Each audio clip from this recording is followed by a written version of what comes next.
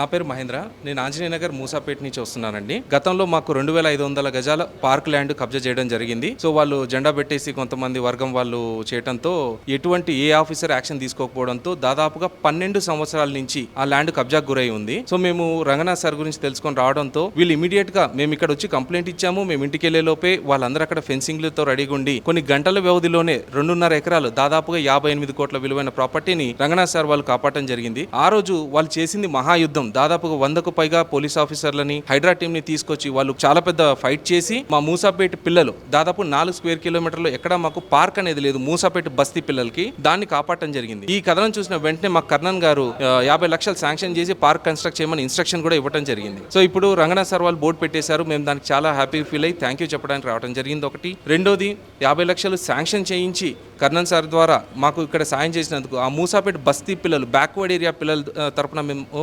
ధన్యవాదాలు తెలుపుకుంటున్నాము. ఇది కాకుండా ఇప్పుడు ఏం జరుగుతుందంటే మళ్ళీ లోకల్ జోనల్ కమిషనర్ అంటే మున్సిపల్ వాళ్ళు గోడ కట్టమంటే మాకు అది ఇది అని చెప్పేసి కథలు చెప్పడం జరుగుతుంది. మళ్ళీ మనం వచ్చేసి ఇక్కడ రంగనాథ్ సార్ని కలిసి చెప్పడంతో సార్ మళ్ళీ మాట్లాడతామని చెప్పారు. రంగనాథ్ సార్ వాళ్ళు వీళ్ళు చేసిన మహాయుద్ధానికి విలువ లేకుండా చేసేటువంటి లోకల్ జోనల్ ఆఫీసర్స్ ఏంటి అనేది మాకు ఇంతవరకు అర్థం కాలేదండి.